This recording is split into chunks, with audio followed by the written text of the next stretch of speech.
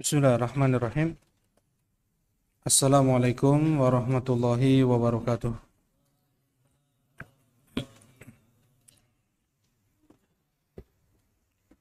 Innal hamdalillah nahmaduhu wa nasta'inuhu wa nastaghfiruh wa na'udzu billahi min shururi anfusina wa min sayyiati a'malina may yahdihillahu fala mudhillalah wa may yudlil fala hadiyalah. Asyhadu an la ilaha illallah wahdahu la syarika lah. Asyhadu anna Muhammadan abduhu wa rasuluh sallallahu alaihi wa ala alihi wa sahbihi wa sallama tasliman katsira amma ba'd. Qala Allah ta'ala fil Qur'anil Karim, ya ayyuhalladzina amanu taqullaha wa qulu qawlan sadida yuslih lakum a'malakum wa yaghfir lakum dhunubakum wa may yuti'illaha wa rasulahu faqad faza fawzan 'azima. Alhamdulillah. Nah, nuwasil insyaallah qira'atana min sahih Muslim. Wa qabla an naqra' man hafizal hadis. Ahadun minkum hafiz? Naam, kum. Iqra' بمكبر الصوت.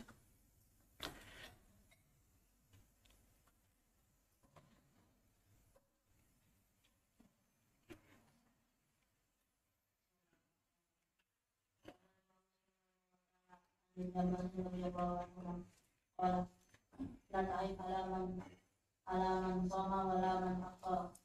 قد قال رسول الله صلى الله عليه وسلم في سفر وأفطر. قال حدثني محمد قال الإمام مسلم قال الإمام مسلم رحمه الله تعالى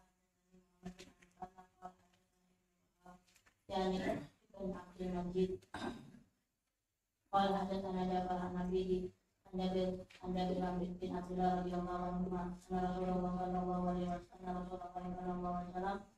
خرج عام الفتح إلى مكة في رمضان فصام حتى بلغ قراء الغميم فصام الناس ثم أتى بقدح من ماء فرفعه حتى نظر الناس إليه ثم شرب فقيل له بعد ذلك إنما كان الغمر فقال أولئك العصاة.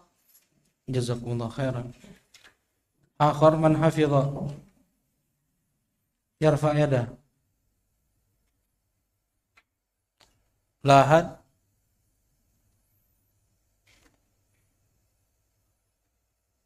لا يحفظ إلا خبيب. طيب من حفظ الحديث يقومون ويقرؤون. نعم قم.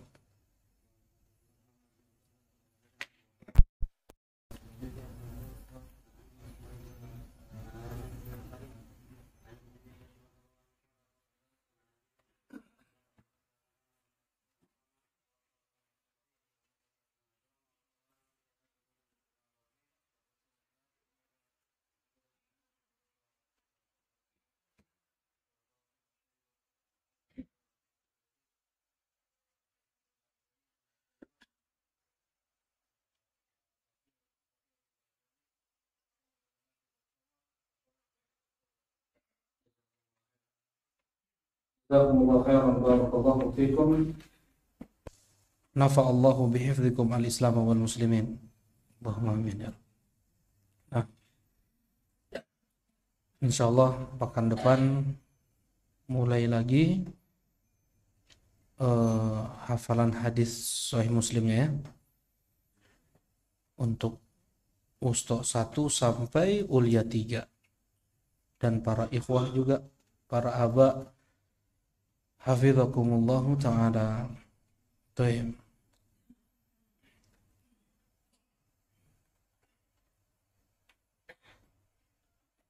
Baik, apa yang Anda sampaikan kemarin tentang ulaikal usah, mereka itu berbuat maksiat ketika tetap berpuasa. Anda sampaikan kenapa Rasulullah sallallahu alaihi wasallam mengatakan demikian? Karena di sana ada hal besar yang akan mereka hadapi, yaitu peperangan untuk menaklukkan Makkah. Ya, ini pendapat yang pertama. Pendapat yang kedua, nah di sini Anda bacakan, wa hadha mahmul ala man tadarrar bisawm aw annahum umiru bil fitr amran jaziman li maslahati bayan jawazihi.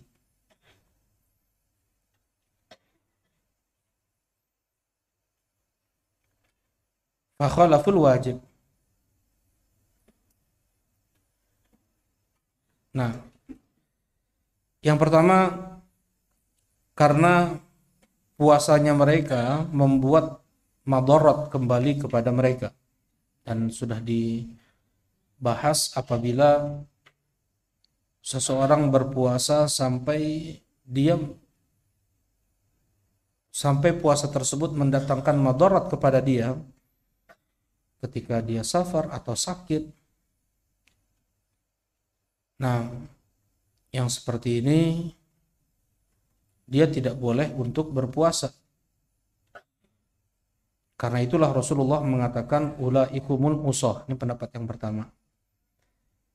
Yang kedua, mereka diperintahkan oleh Rasulullah Sallallahu Alaihi Wasallam untuk berbuka, dan ini perintah amron jaziman, perintah yang harus mereka kerjakan.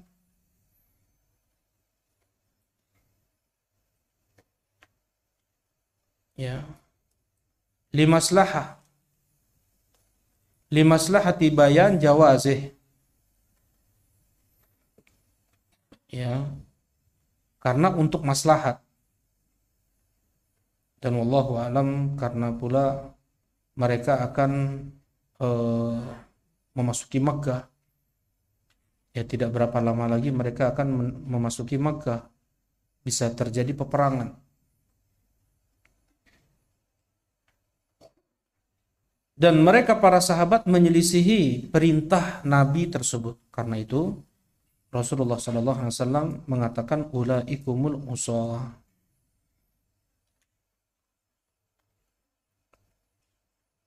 Nah, tetapi di sini Al-Imam An-Nawawi rahimahullahu taala beliau membenarkan pendapat yang pertama.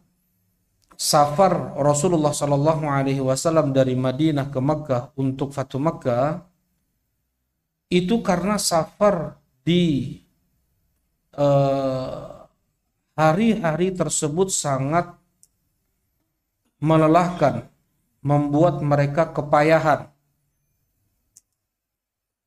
Berdasarkan riwayat yang kedua kita baca, qala al-Imam Muslim rahimahullah, wa haddatsanahu Qutaibah ibn Sa'id qala haddatsana Abdul Aziz ya'ni ad-Darawardi an Ja'far bihadzal isnad wa zada faqila lahu innan nasa qad syaqqa 'alaihimus syiyam. Nah, di sini ya disampaikan kepada Nabi bahwasanya mereka para sahabat telah kepayahan untuk berpuasa. Nah,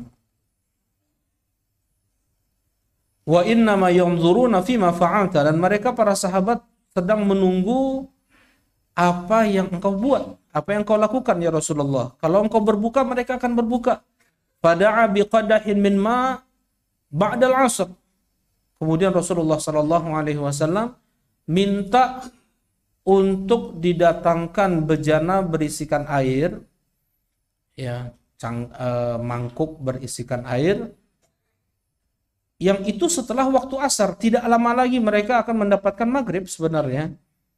Tetapi karena melihat maslahat untuk berbuka pada saat itu terlihat jelas, maksudnya mereka para sahabat sudah kepayahan sekali. Ya, Rasulullah SAW sekalipun tidak berapa lama lagi akan masuk maghrib, beliau berbuka untuk maslahat yang lebih besar. Ya, nah di sini Al-Imam An-Nawawi rahimahullahu taala beliau merojikan pendapat yang pertama karena kepayahan, kesusahan, lelah yang sangat diderita para sahabat pada saat itu perjalanan menuju Madinah dan ke Makkah. Baik. Rasulullah Shallallahu Alaihi Wasallam mengatakan ulaikal usah, mereka adalah pelaku maksiat. Bagi yang masih tetap juga berpuasa, memaksakan diri dengan keadaan akan datang madarat kepada mereka. Yang seperti ini bukan syariat Islam ya, bukan syariat Islam. Islam itu datang membawa kemudahan, bukan datang membawa kesusahan. Ma anzalna alaikal qur'ana litashqa. Kami tidaklah turunkan Al-Quran ini kepada engkau ya Muhammad untuk engkau susah. Ya. Surat apa itu? Ya, surat Toha. Ma anzalna alaikal qur'ana litashqa. Tidaklah kami turunkan Al-Quran ini untuk engkau susah ya Muhammad. Nah, fattaqullaha mastata'tum, dan bertakwalah kalian semaksimal kemampuan kalian. Wala tulqu biaidikum ila tahlukah, jangan campakkan diri kalian pada kebinasaan. Ma amartukum bihi fa'tu minhu mastata'tum. Apa yang aku perintahkan kepada kalian, kerjakan semaksimal kemampuan kalian. Wa ma nahaitukum anhu fajtanibu, dan apa yang aku larang jangan coba untuk mendekatinya. Ya. Riwayat yang datang wa ma nahaitukum anhu fatrukuhum mastata'tum itu dhaif. Apa yang aku larang kepada kalian tinggalkan semaksimal kemampuan kalian itu dhaif. Ya. Yang sahih adalah fajtanibu, jangan dekati oleh kalian. Ma amartukum bihi fa'tu minhu mastata'tum. Yang dikerjakan semaksimal kemampuan kalian hanya apa yang Rasulullah perintahkan kepada kita. Sedangkan apa yang Rasulullah larang kepada kita, kita semua bisa untuk meninggalkannya. Karena itu jangan coba-coba kita dekati. Wala taqtulu anfusakum innallaha kana bikum rahima. Jangan kalian bunuh diri kalian sendiri, sesungguhnya Allah itu sayang pada kalian. Nah, ini dalil-dalil tidak boleh kita untuk memaksakan diri dalam hal ibadah. Tidak boleh untuk berlebih-lebihan.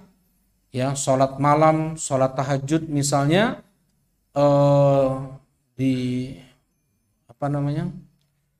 pakai tali ya, atau gimana hadis Zainab, Rasulullah SAW masuk masjid kemudian melihat ada tali melintang. Rasulullah bertanya, tali apa ini? Punya Zainab ya Rasulullah. Idza fatarat, andaikan Zainab tersebut fatarat, dia sudah mulai lemah, sudah mulai lelah, salat tahajudnya berdiri berjam-jam sudah mulai lelah, dia berpegang pada tali tersebut. Hullu, kata Rasulullah, lepaskan. Ya. Salatlah kalian di saat semangat-semangatnya kalian, di saat kuat-kuatnya kalian. Fa innallaha la yamallu hatta tamallu. Sesungguhnya Allah Subhanahu wa taala tidak akan bosan untuk memberikan pahala kepada kalian sampai kalian sendiri yang merasa bosan dalam beribadah. Nah, dalam hadis yang lain Rasulullah sallallahu alaihi wasallam mengatakan, apabila kalian mengantuk dalam salat, tidur. Apabila kalian mengantuk ketika salat malam ya, pas salat tahajud, tidur, kata Rasulullah sallallahu alaihi wasallam. Kalau sholat subuh gimana? Enggak berlaku itu. Jadi kenapa enggak berlaku? Itu yang pertama ya. Seseorang dia harus mempersiapkan amalan yang akan dia kerjakan, yang amalan tersebut pahalanya sangat-sangat besar. Mana yang lebih besar pahalanya? Sholat tahajud ataukah sholat subuh? Sholat subuh, ya. Karena itu, kalau dia melakukan sholat tahajud, persiapkan dulu fisik dia.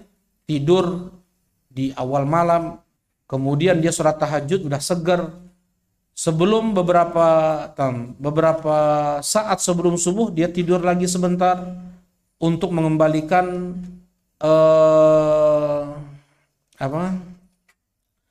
mengembalikan semangat dia untuk sholat subuh. Itu yang dilakukan oleh Rasulullah SAW. Beliau tidur beberapa menit, ya, sebelum sholat subuh, setelah sholat tahajud, beliau tidur. Terdengar azan Bilal, beliau tidur. Nah, inna Bilalan yu'adzinu bilail. Sesungguhnya Bilal itu mengumandangkan azan di waktu malam. Dalam riwayat ya, ingat ini. Yang pertama, liyukil naimakum, untuk membangunkan orang yang tidur di antara kalian untuk salat qiyamul lail. Waliyasum shaimakum, untuk berpuasa yang mau berpuasa. Yang ketiga, liyanam qaimakum, untuk tidur orang yang salat tahajud. Untuk tidur orang yang salat tahajud, agar dia ketika salat subuhnya apa? Semangat, jangan sampai ya karena begadang di sholat tahajud, di sholat subuh yang jauh lebih besar pahalanya, dia kurang semangat. Dia ngantuk-ngantuk. Nah ini hikmah kenapa Rasulullah SAW mencontohkan beliau tidur dulu setelah sholat tahajud sebelum sholat subuh. Tuh. Nah, kemudian ini yang pertama. Kemudian yang kedua yaitu tidur di awal malam. Yang kedua, untuk sholat subuh. Ya, untuk sholat subuh tentunya imam tidak akan begitu lama ya mengerjakan, walaupun sholat wajib yang paling lama dikerjakan oleh Nabi SAW adalah sholat subuh. Berapa ayat yang Rasulullah baca di sholat subuh? Berapa ayat yang Rasulullah baca di sholat subuh, Eka? Ya, 60 sampai 100 ayat. Ya, 60 sampai 100 ayat. 30 ayat itu 1 lembar setengah. Berarti 100 ayat setengah juz dibaca. Ya, 100 afwan. 30 ayat itu 1 lembar setengah. 60 ayat berarti 3 lembar. 100 ayat berarti setengah juz, 5 lembar. Terus ini insyaallah. Ini yang Rasulullah SAW selalu baca. Ya, antara 60 sampai 100 ayat di sholat subuh. Baik.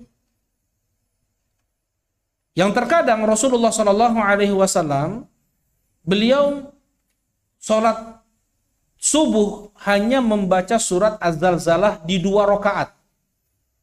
Di rakaat pertama surat Az-Zalzalah, di rakaat kedua pun surat Az-Zalzalah. Itu pun sunnah.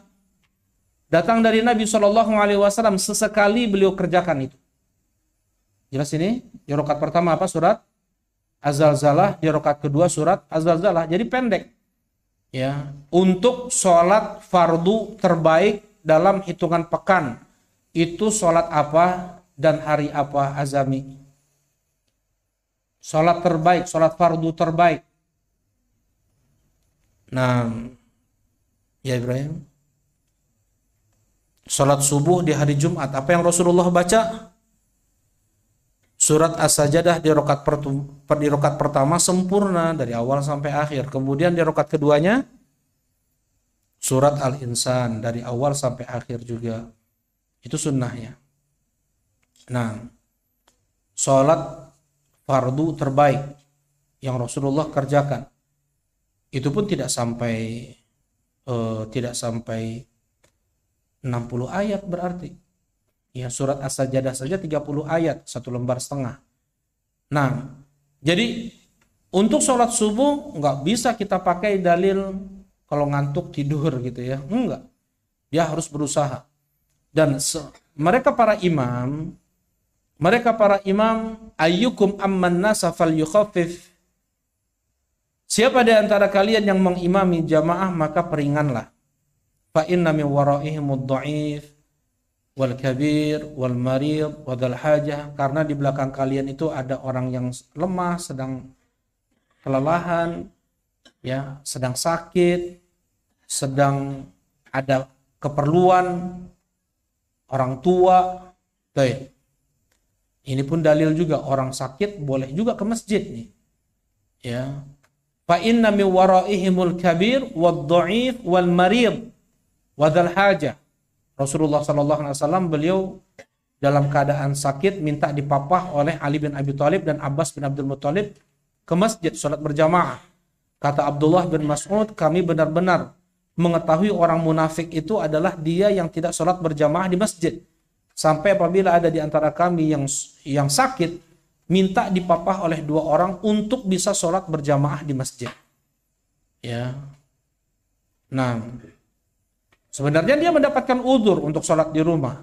Tetapi ketika dia sholat berjamaah di masjid sekalipun dia mendapatkan pahala. Nah,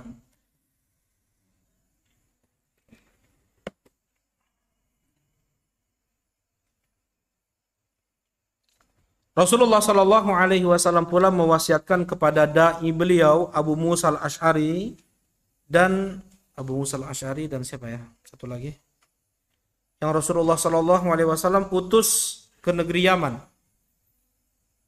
Abu Musa dan Ali bin Abi Thalib. Yassira wa la tu'assira wa basyira wa la tunaffira tatawwa'a wa la takhtalifa. Ini kaidah dakwah, di antara kaidah dakwah yang disampaikan oleh Nabi Muhammad SAW untuk para dai. Yang pertama adalah yassira wa la tu'assira. Sampaikan atau yassira, permudahlah oleh kalian Islam ini, wa la tu'assira, jangan kalian persulit. Ya. Wa basyira wa la tunaffira, sampaikan kabar-kabar baik, berita-berita baik. Wala tunaffira, jangan kalian membuat orang lari dari Islam. Tatawwa'a wala takhtalifa, baik-baiklah kalian berdua, saling mengerti, saling memahami, ya, saling jaga ukhuwah, saling berkawan, bersahabat. Wala takhtalifa, jangan kalian berdua berselisih, berpecah belah, bercerai-berai, ya, bermusuhan, berkelahi. Nah, ini wasiat Rasulullah SAW kepada 2 dai beliau. Yang anak ingat pasti Abu Musa, yang kedua anak lupain. Bisa dilihat? Coba. Di Sahih Bukhari hadis ini. Ya. Rasulullah mengirim 2 sahabat beliau ke negeri Yaman, kemudian wasiat Rasulullah itu basyira. Coba cari hadis basyira wala tunaffira, yassira wala tu'assira. Baik. Nah, kita masuk pada hadis yang baru. Qala al-Imam Muslim rahimahullah, haddatsana Abu Bakar bin Abi Syaibah. Abu Bakar bin Abi Syaibah, masmuhu. Siapa nama Abu Bakar bin Abi Syaibah?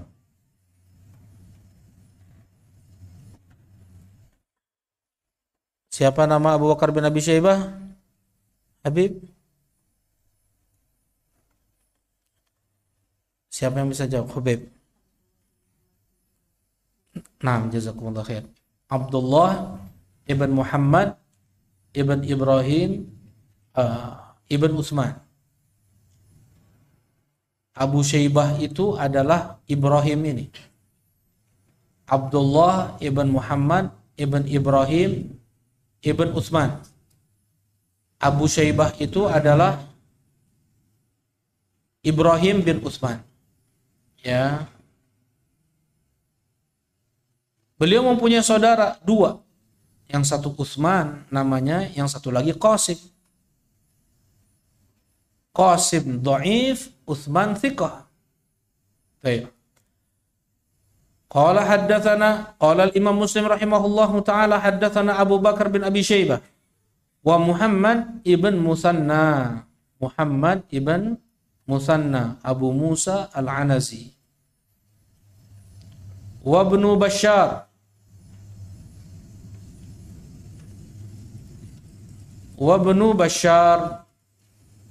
Muhammad ibn Bashar. Kalau digandengkan penamaan Muhammad ibn Musanna dengan Muhammad ibn Bashar di dalam Sahih Muslim, biasanya didahulukan nama Muhammad ibn Musanna daripada Muhammad ibn Bashar. Belum pernah al-Imam Muslim mendahulukan nama Muhammad ibn Bashar daripada Muhammad ibn Musanna. Jami'an an Muhammad ibn Ja'far. Muhammad ibn Ja'far Gundar. Julukannya adalah Gundar. Qala Abu Bakar haddatsana Gundar. Nah, kalau Abu Bakar pakai kalimat haddatsana. Kalau yang lain pakai kalimat an. Nah, disinilah kedetailan riwayat Al-Imam Muslim. Kedetailan riwayat lafaz Al-Imam Muslim. Lebih unggulnya Sahih Muslim daripada Sahih Al-Bukhari dari sisi ini. Kedetailan lafaz. Abu Bakar meriwayatkan dengan haddatsana. Nah, yang lain menggunakan kalimat an. Abu Bakar menggunakan menyebut nama Gundar, yang lain menyebut nama Muhammad ibn Ja'far. Ya sama, Muhammad ibn Ja'far itu Gundar. Ya. Nah, apa arti Gundar? Apa arti Gundar? Nam Fathan? Ya, pembuat ribut, pembuat ricuh. Jadi ketika Muhammad ibn Ja'far mendengar satu hadis yang diriwayatkan dengan tidak benar, ya, beliau ribut. Kemudian Ibnu Jurai pada saat itu mengatakan uskut fa innaka anta Gundar, diam, sesungguhnya engkau ini Gundar. Akhirnya nama Gundar tersebut tersematlah pada Muhammad ibn Ja'far. Ya. Nah, kalau Gundar bahasa Indonesia apa artinya? Apa arti Gundar bahasa Indonesia, Kang Sandi? Kang Sandi. Apa Nadar? Apa? Gundar. Apa? Gaduh. Bahasa Indonesia. Gundar, bahasa Indonesia Gundar. Ada yang tahu bahasa Indonesia? Umar, bahasa Indonesia itu kan bahasa Arab Gundar. Ada bahasa Indonesia, itu Gundar pakai G. Gundar apa artinya? Mana Umar? Mana Umar? Apa arti Gundar? Gak ada yang tahu ini? Apa sinonimnya Gundar? Ekal nggak tahu juga. Ini soalnya sudah jarang dipakai, makanya anak tanya. Ini bahasa Indonesia, ini bukan bahasa Arab. Kalau Gundar pakai ghain artinya pembuat ricuh. Nah, bahasa Indonesia anak tanya sekarang. Gundar. Abu Galen tahu artinya? Nah, Husni tahu? Bahasa Indonesia ini. Siapa yang tahu? Iya, Gundar itu artinya sikat. Gundar gigi artinya sikat gigi. Kita nggak lagi tuh pakai bahasa, nggak dengar ya, jarang ya. Itu bahasa fushah, bahasa fushahnya bahasa Indonesia, Gundar.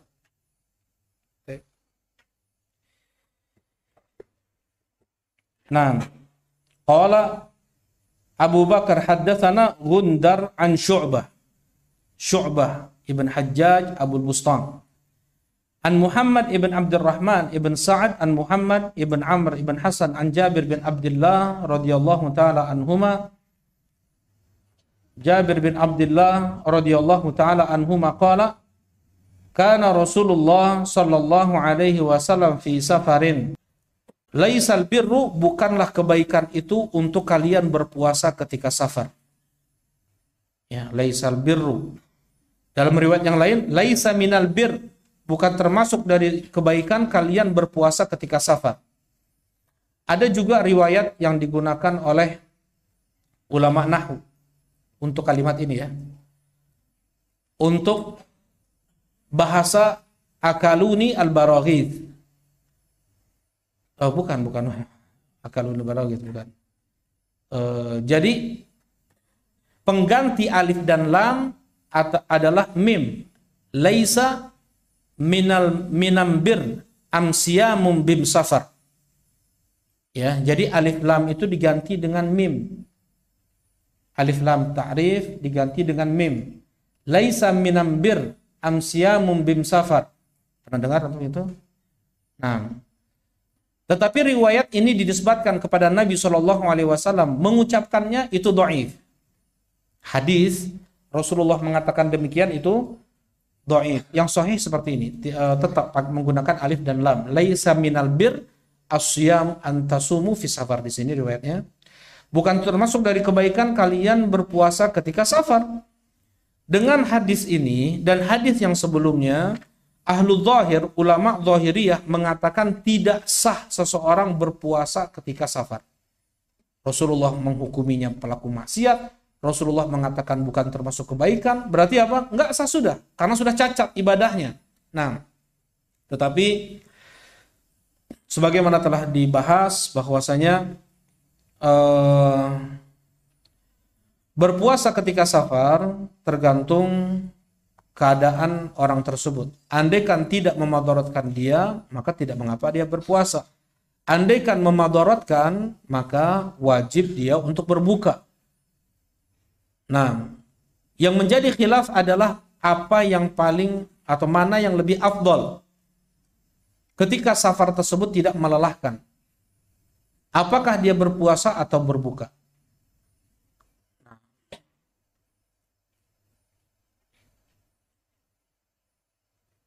Wallahu a'lam.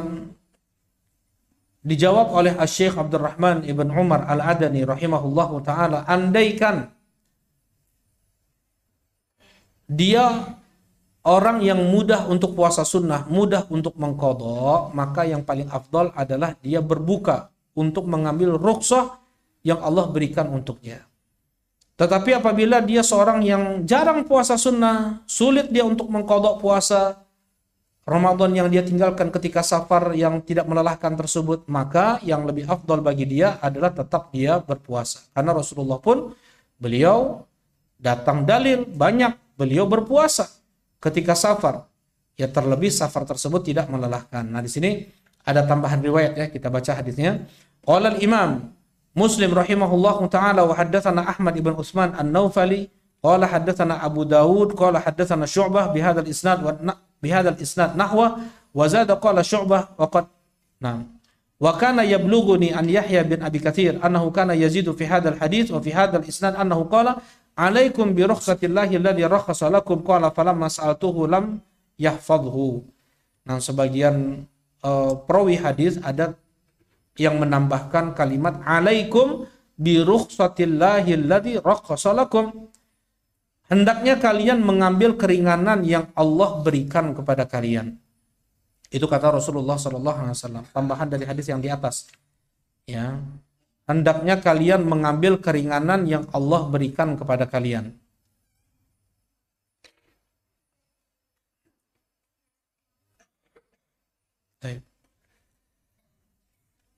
Nah, kita baca yang setelahnya juga. Qala al-Imam Muslim rahimahullahu taala haddatsana Haddab ibn Khalid. Qala haddatsana Hammam ibn Yahya. Qala haddatsana Qatadah an Abi Nadrah an Abi Sa'id Al-Khudri radhiyallahu taala anhu qala ghazawna ma'a Rasulillah sallallahu alaihi wasallam li 16 madat min Ramadan. Kata Abu Sa'id Al-Khudri, kami keluar untuk ghazwah, untuk perang bersama Nabi SAW li 16 madat min Ramadan. Ya, setelah 16 hari lewat dari bulan Ramadan. Tapi ada yang mengatakan hari ke-16 ini mereka sudah sampai Makkah. Faminna man shoma wa minna man aftar. Di antara kami ada yang berpuasa, di antara kami juga ada yang berbuka. Falam ya'ib as-shaim 'alal muftir walal muftiru 'alas shaim. Ya, orang yang berpuasa tidak mencela yang berbuka, demikian pula yang berbuka tidak mencela orang yang berpuasa. Nah, selama tidak ada madarat, maka boleh untuk berpuasa ketika safar. Barakallahu fiik. Alhamdulillah. Ya, nanti bisa mau menghafal hadis Jabir bin Abdullah atau hadis Abi Sa'id Al-Khudri. Kita masuk bab apa di sini? Terakhir pembahasan apa? Abu Ubaidillah. Ada yang ingat?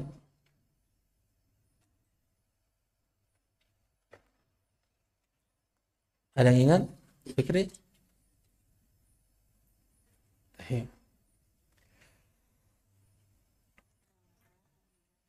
Mizan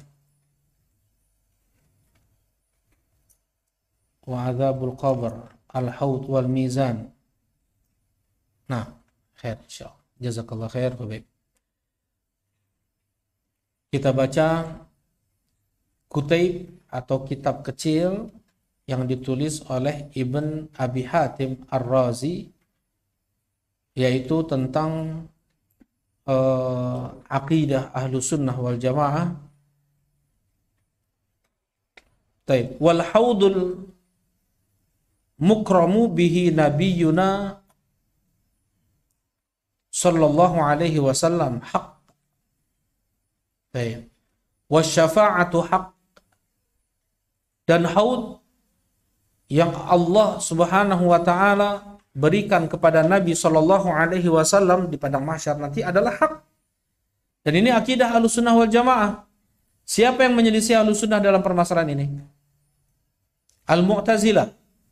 Mereka mengatakan hadis yang datang tentang telaga Nabi di padang mahsyar semuanya ahad dan itu tidak bisa diterima, kata mereka. Nah, sebagian ulama sunnah mengatakan mudah-mudahan dengan mereka menentang adanya haud Nabi SAW di padang mahsyar, mudah-mudahan mereka di antara orang yang ditahan untuk minum dari haud Nabi SAW. Karena di sana ada beberapa orang, ada banyak orang ditahan untuk minum dari haud Nabi SAW. Setelah 50.000 tahun manusia di padang mahsyar, berdiri semuanya, matahari didekatkan di atas kepala mereka sejarak 1 mil, tentunya kelaparan yang sangat, haus yang sangat, ya. Kaum mukminun mereka minum dari air telaga para nabi mereka semua. Para nabi memiliki haudnya masing-masing. Nabi Ibrahim, Nabi Nuh, Nabi Musa, Nabi Isa, Nabi Yahya, masing-masing mempunyai haud. Dan yang paling besar dari haud telaga para nabi adalah telaga Rasulullah SAW yang panjangnya 1 bulan perjalanan, lebarnya 1 bulan perjalanan, jadi berarti kurang lebih ratusan kilometer. Ya, panjangnya itu ratusan kilometer, lebarnya ratusan kilometer, ada kolam, jadi kolam panjang dan lebarnya ratusan kilometer nih. Ya, 1 bulan perjalanan. Ada yang pernah coba jalan kaki dari mana ke mana gitu? Ada yang orang Jogja di sini? Abu Azam ada? Abu Azam? Hadir Abu Azam ada? Dari terminal ke Parangtritis, terminal lama ke Parangtritis, berapa kilometer perkiraan? Ingat, tahu nggak Abu Azam? Kalau Abu Habib ada Abu Habib? Ada Abu Habib ada? Dari kota Solo sampai ke Wonogiri berapa kilometer? Waduk. Waduk Gajah Mungkur. Ada yang tahu? Nggak ada Abu Habib? Perkiraan, ini mah perkiraan ya. Nah, nggak ada yang tahu. Coba dilihat di Google Map coba. Nah, dari kota Solo sampai Waduk Gajah Mungkur. Ini kita mau coba kira-kira berapa kilometer? Kira-kira berapa kilometer panjang haud Nabi SAW? Berapa? Nah, itu mah dari sini atau dari kota Solo. Dari kota Solo sampai ke Berapa? 44 kilo. Baik. Itu ditempuh dalam waktu 1 malam. Jalan. 9 jam. Iya. Iya, jalan kaki 1 malam ya. Anak pernah jalan kaki itu. Dari sana sampai ke, jadi perkiraan berarti apa? 44 km itu 1 malam. 9 jam itu untuk 44 km. Berarti 24 jam berapa tuh? 44 bagi 9 coba. 44 bagi 9.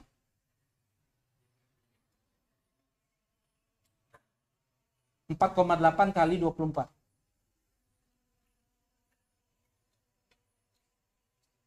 Berapa? 117 kilo. Nah, jadi 24 jam seseorang berjalan tanpa henti, berapa? 117 kilo kali 30. 3.500. Dari sini ke Aceh. Itu panjang haud Nabi SAW. 3.510. Loh, lebih lagi, udah ke Johor udah. Johor Malaysia. Ya, baik. Itu panjangnya dari Bandung sampai kurang lebih ya Johor Malaysia. Coba Johor Malaysia, Bandung Johor. Benar nggak 3.500? Nggak apa-apa.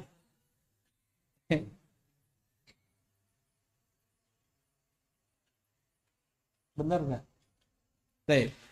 Jadi kurang lebih panjangnya haud Nabi SAW kalau dibikin kolam itu dari sini berapa? Bandung Johor ya? 1.300. Oh, Johor ke bawah. Kelantan. Kelantan ke atas lagi. Kelantan ya, Kelantan. Hah? Ya. Kalau ke Aceh berapa ujung? Ke Sabang, Sabang. 2.000. Masya Allah. Berarti ke Thailand itu. Subhanallah ya. Itu panjangnya. Ya, panjang haud Nabi SAW 3.500 km. 3.400 ke Thailand, Bangkok. Subhanallah. Dari Bandung ke Thailand, Bangkok itu baru 3.400 lagi, kurang 100 km lagi itu. Vietnam tuh kali itu. Nah, intinya seperti itulah kurang lebih panjangnya haud Nabi SAW. Lebarnya pun segitu juga. Air yang ada di dalam telaga tersebut lebih putih daripada susu, lebih manis daripada madu, lebih dingin daripada salju. Yang jumlah bintang, jumlah cangkir di haud tersebut sejumlah bintang-bintang di langit. Ya, tidak ada satupun ilmuwan astronomi yang bisa memastikan berapa jumlah bintang yang ada di langit. Itu kemarin ya. Barakallahu fikum kasih. Nah, dan umat Nabi Muhammad SAW semuanya disambut oleh Nabi SAW untuk minum di telaga beliau. Ketika ada yang mau datang ke telaga Nabi SAW dihadang, ada yang dihadang. Rasulullah SAW mengatakan, Allahumma ummati ummati, ya Allah mereka itu umatku umatku.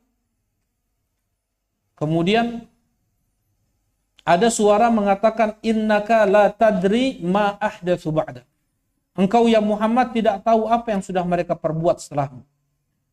Perkara-perkara muhdatsat dalam agama, membuat hal-hal baru dalam agama, mengubah, melencengkan Islam, membelokkan Islam, menyesatkan orang-orang dari jalan Allah, ya, membuat perkara-perkara bid'ah. Itu yang membuat orang-orang diantaranya terhalang untuk minum dari haud Nabi Shallallahu Alaihi Wasallam. Yang pertama. Diantaranya pula yang kedua adalah dia yang nggak senang dengan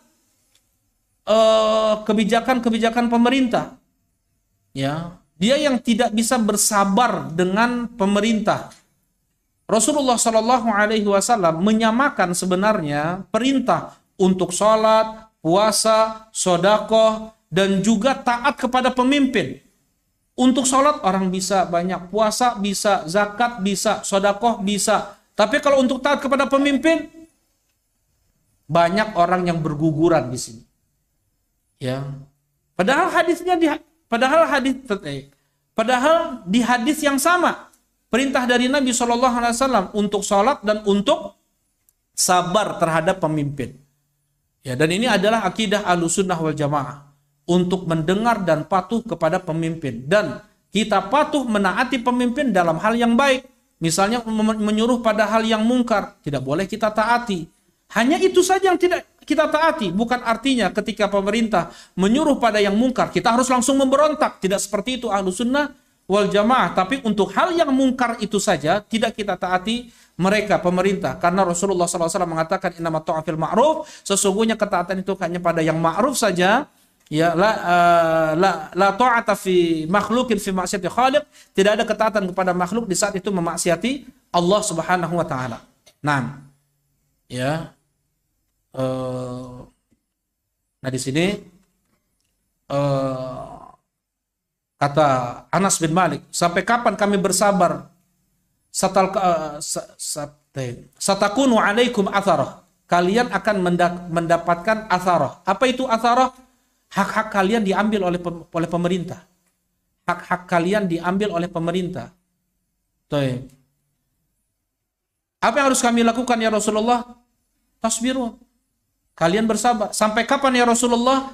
Hatta talqauni alal haud. Sampai kalian bertemu denganku nanti di telaga. Nah, di antara sebab seseorang bisa minum dari telaga Nabi SAW adalah dia bersabar atas kezaliman pemerintah.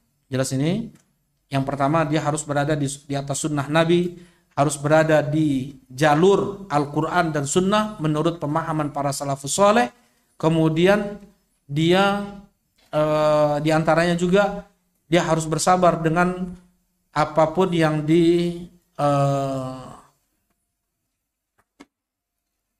ditetapkan oleh pemerintah muslim. Nah, hatta talqauni alal haud, sampai kalian bertemu denganku nanti di telaga. Barakallahu fikum. Ya. Nah, insyaallah untuk syafaat ini panjang, insyaallah di pertemuan berikutnya. Silakan, ada yang mau ditanyakan?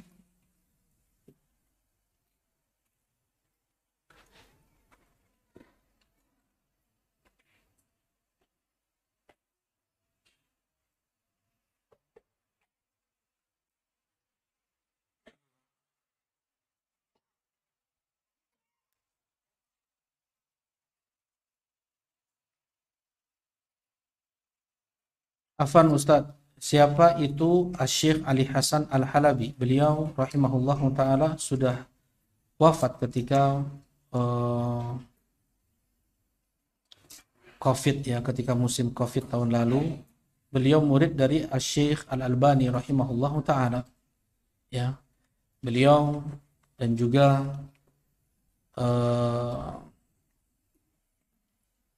siapa? Syekh masyhur banyak, termasuk dari murid Asy-Syaikh Al-Albani rahimahullahu ta'ala. Mudah-mudahan Allah Subhanahu wa ta'ala merahmati Asy-Syaikh Ali Hasan Al-Halabi. Allahumma amin ya Rabb.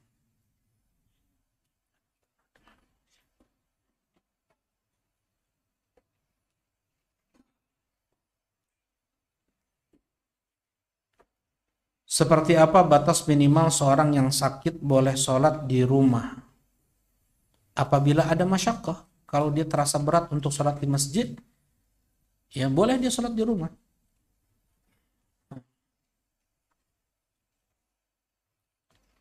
Apa hukum kunut ketika sholat subuh? Bid'ah. Apa tidur setelah asar dan sesudah subuh itu makruh? Nah, apakah tidur setelah asar? Hadis yang datang tentang larangan tidur setelah sholat asar akan membawa, ya dalam hadis tersebut ada ancaman seseorang akan terganggu akalnya, akan gila. Ya, kalau terbiasa tidur setelah asar. Ini dhaif hadisnya. Dan sesudah subuh jelas itu makruh. Karena banyak sekali kebaikan setelah subuh. Nah, nasihat agar tidak sedih mondok. Wah, jalu antum. Baik. Laki-laki.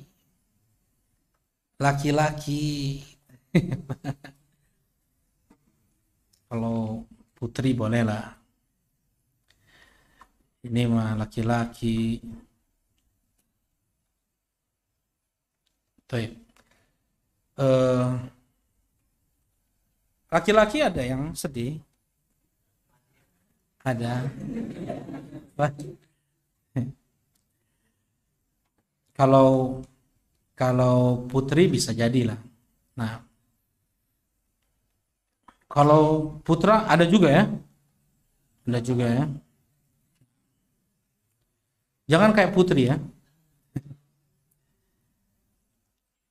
Al-Imam Al-Bukhari rahimahullahu ta'ala, di umur beliau 13 tahun haji dengan ibu beliau, dengan abang beliau Ahmad.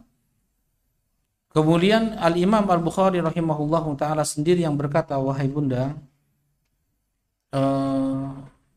izinkan ana untuk tinggal tetap di Makkah untuk belajar.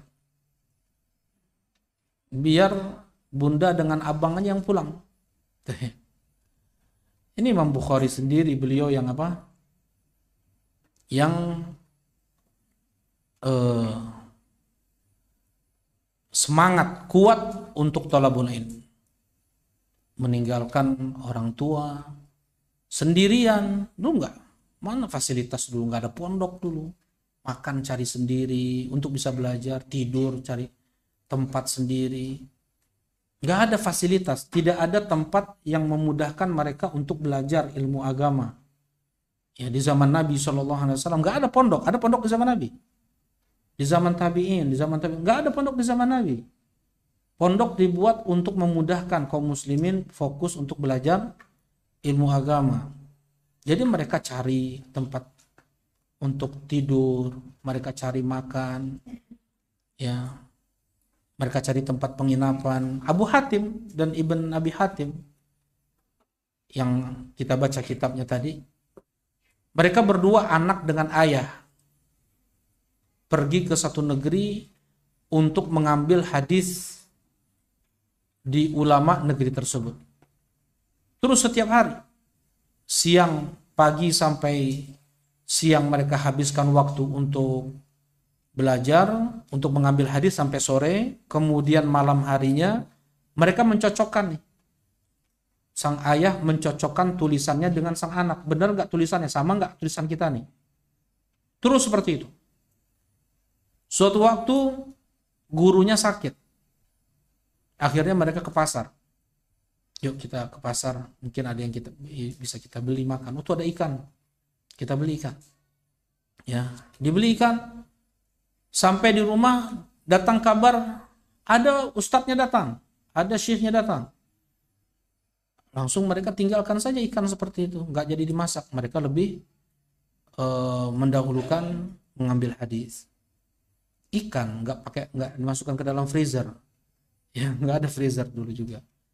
Nggak lama busuk dia, 1 hari, 2 hari, hari yang ketiga udah kayak apalah bentuk ikan itu. Ya, akhirnya mereka paksakan juga untuk dimakan ikan tersebut. Sambil berkata sang ayah kepada sang anak, Abu Hatim berkata kepada anaknya, Muhammad ibn Idris berkata kepada anaknya Abdurrahman, la yunalul ilm bi rahatil jasad. Tidak akan mendapatkan ilmu dengan santai-santai. Ilmu itu tidak akan didapatkan dengan enak, dengan santai, dengan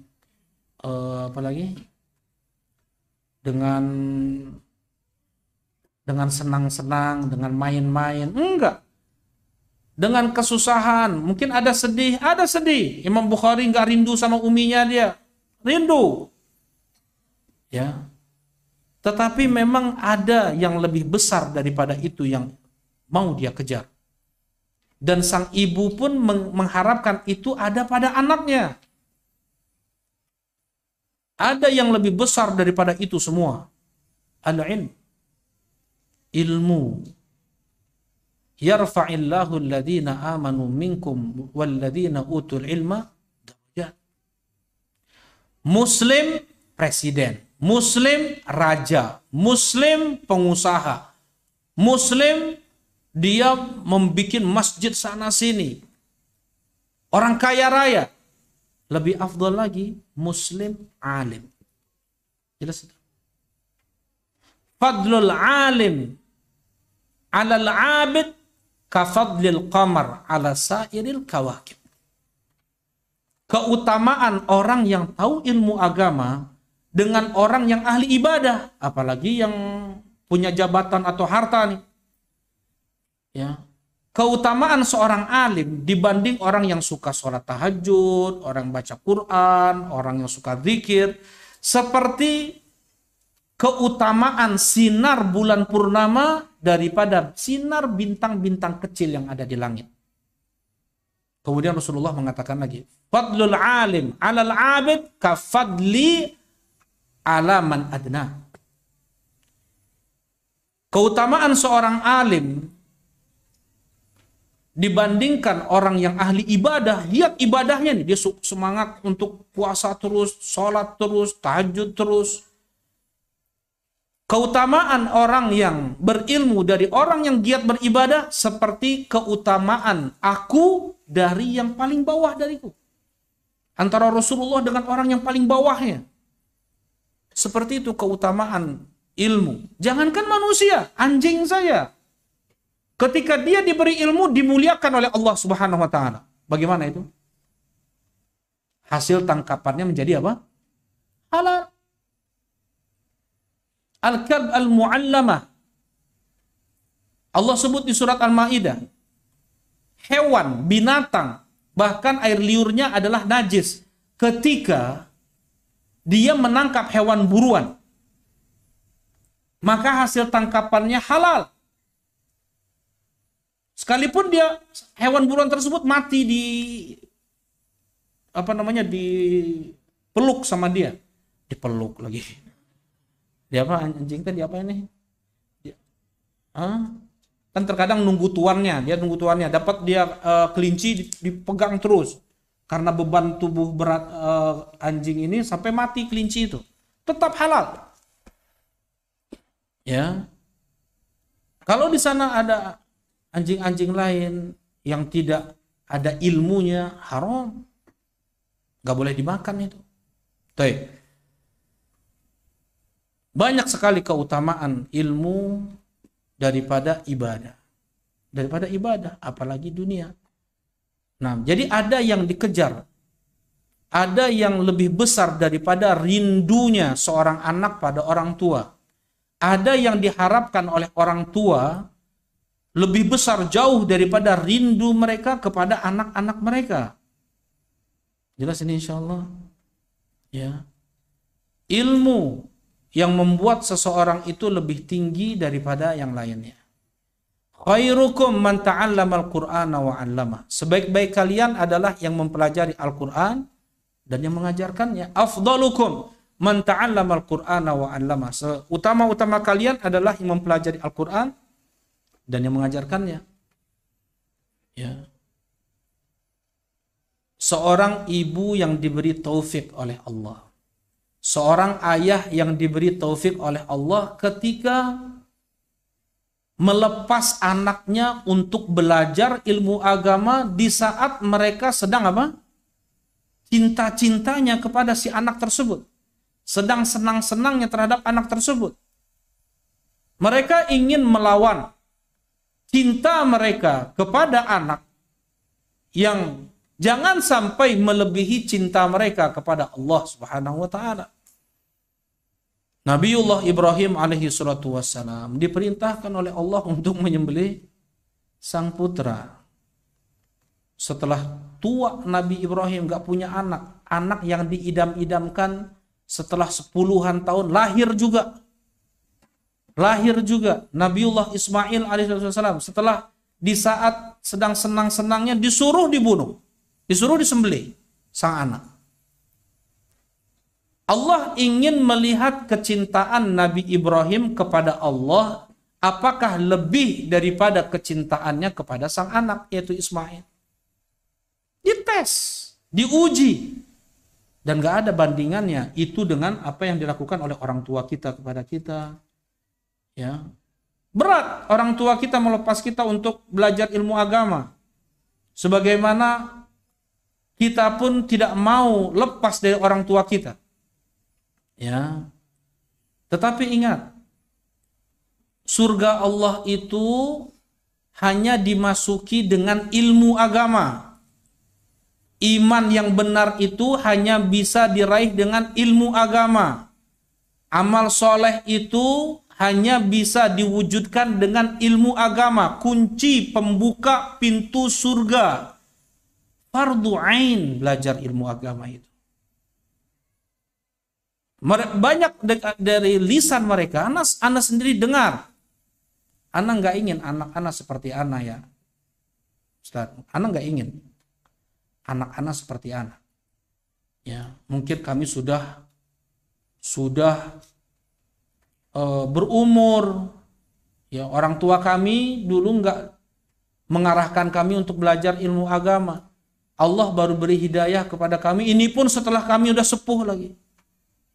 Ya, harapan mereka agar antum menjadi pemberi syafaat untuk mereka.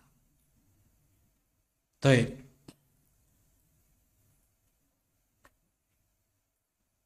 Surga Allah tadi anak kembali ya, tadi anak hilang tadi. Surga Allah hanya dapat diraih oleh seseorang yang memiliki ilmu agama. Kata Allah Subhanahu wa taala, apa surat yang ana baca di rakaat pertama maghrib? Tuh. Taib Al-Bayyinah. Apa lafaz terakhir di surat Al-Bayyinah? Lafaz terakhirnya dzalika liman khasya rabbah. Dzalika liman. Dzalika liman. Dzalika kemana kembalinya? Surga, kenikmatan surga yang mengalir di bawahnya sungai-sungai, yang ridho Allah untuk mereka, kekekalan untuk mereka. Dzalika itu semua liman khasya rabbah. Untuk yang mempunyai khasyah kepada Rabbnya. Ada orang punya rasa takut kepada Rabbnya tanpa belajar ilmu agama? Bisakah seseorang mempunyai khasyah tanpa dia belajar ilmu agama? Mustahil. Dia hanya nabi yang seperti itu. Kata Allah, innama yakhshallah min ibadihi al-ulama. Sesungguhnya mereka yang punya khasyah hanya ulama. Hanya alim. Orang yang berilmu, surga untuk mereka. Fardu ain. Ya. Fardu ain. Harus semangat. Semangat belajar ilmu agama.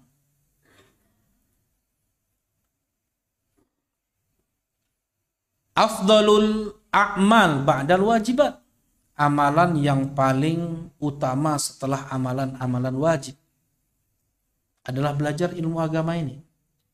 Setiap detik yang antum lakukan untuk belajar ilmu agama, pahalanya kembali ke siapa? Umi antum. Kembali ke abi antum. Setiap detik. Ketika antum manfaatkan itu semua, antum pun menjadi anak yang soleh itu seperti itu, berbakti kepada orang tua. Tapi kalau misalnya melanggar, nggak dimanfaatkan dengan baik kesempatan untuk belajar tersebut, ya, nggak menghafal, nggak mencoba untuk memahami pelajaran, main-main, ngelamun sana sini, durhaka pada orang tua. Durhaka pada orang tua. Tuh. Setiap kebaikan yang antum lakukan dalam belajar ilmu agama, setiap huruf yang antum hafal itu tetap itu kembali ke umi antum. Kembalinya ke abi antum. Ya. Mereka yang dengan berat hatinya melepaskan antum ke ma'had. Ini anak ngomong sama putri sama putra sini. Anak kalau ngomong sama putri kayak gini ngomongnya nih. Masa putra kayak gini? Anak juga ngomong kayak gini ke putra lagi ya. Anak nggak ada ngomong kayak gini ke putra ini. Putra rijal. Aduh, kumaha ya. Ini juga kebanyakan dari Bandung, dari mana. Belum pergi ke seberang pulau lagi antum. Belum perginya pakai paspor lagi antum. Gak ada siapa-siapa di sana. Ya, kalau sekarang aja udah Cirambai, sudah gimana? Gimana mau jadi Imam Bukhari? Anak nggak jadi terusin lagi yang tadi jadinya. Kayak ingat ini bukan putra ini, bukan putri. Nah, harus kuat atuh. Laki-laki,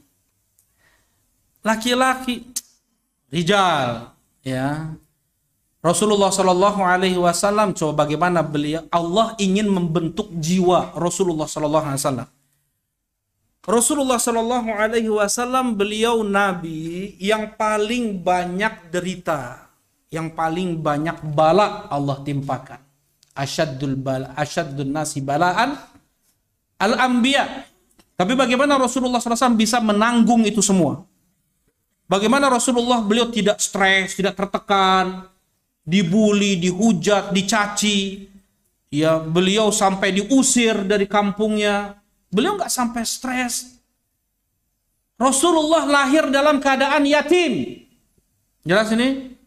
Rasulullah lahir dalam keadaan yatim, bahkan beliau bertahun-tahun lepas dari sang ibu. Nah, ini baru anak ngomong sama anak laki-laki ini. La ilaha illallah. Berapa banyak ujian Rasulullah SAW ketika kecil itu untuk membentuk kejiwaan Nabi SAW. Semakin antum jauh dari orang tua, seharusnya antum semakin kuat untuk membentuk kepribadian antum.